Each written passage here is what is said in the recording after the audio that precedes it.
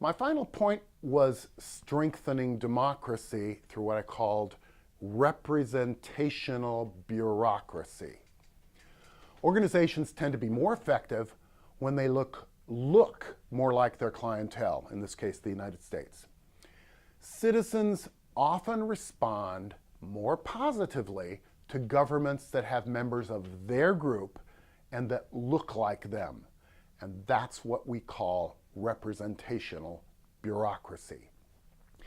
If the citizen population is all of one group in the region, while the governing population is all of another group, there's going to be suspicion of discrimination even if nothing specific happens.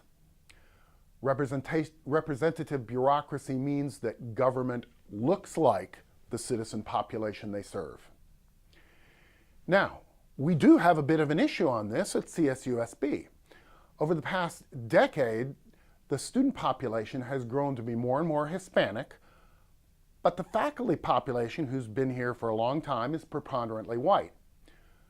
One of our hiring goals, is to encourage non-white persons to apply for faculty job openings. But this ends up being a very slow process, and the number of qualified PhDs from various minority groups is often small, and it's a very competitive market. Until this whole social system catches up, it's going to be a slow evolution. This concept of representative bureaucracy is challenging to many in public administration because it implies that only a person who shares your demographic characteristics can fairly and effectively serve you. And it tends to focus on some differences and not other differences. A representative bureaucracy may demonstrate a lack of discrimination, but as a philosophy, it sort of runs counter to our ethic of unbiased treatment of everybody. Why can't I serve people who are different than me? But the fact is that different citizen groups often respond better to those they feel understand their situation, to those who are like them. The existence of diversity in the United States is a reality. The management goal is to develop leaders that understand differences, that understand feelings of marginalization, meaning people feeling left out. And the effective leader is going to integrate different perspectives without favoring one over another. The way people change over time is often through training or education.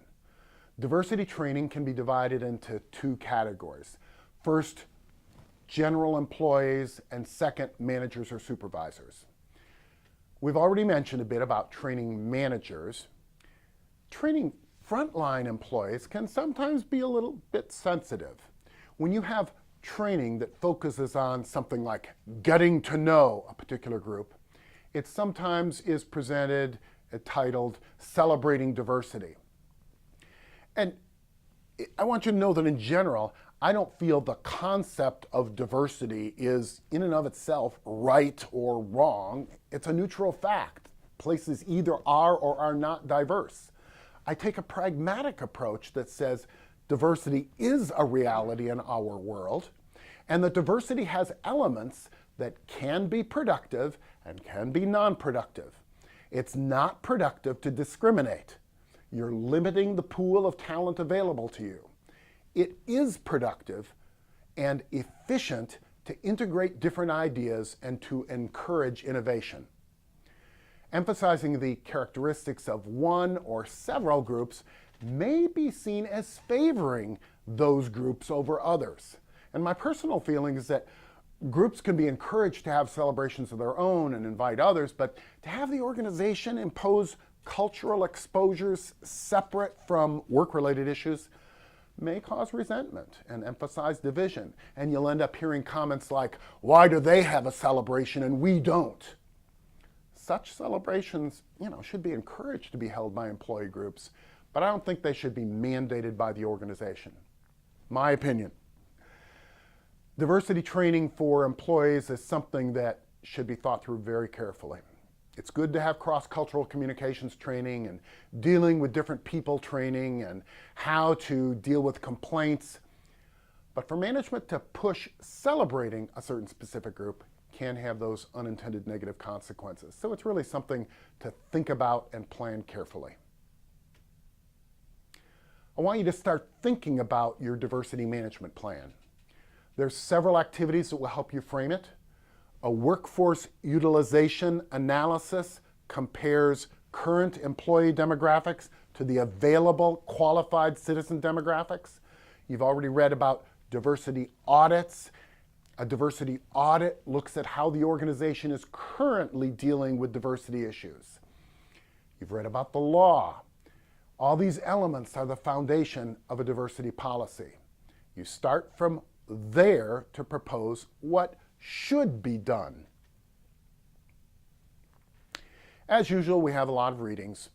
Don't get intimidated. Manage your time. Devote those 6 to 7 hours to the readings. And if you have to move to scan mode to get through them, fine. But make sure you at least go through each one.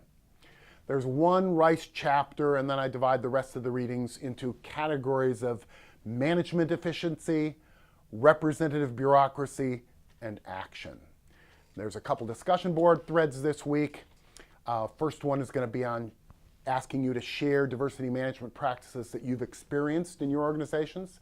How effective do you think they were?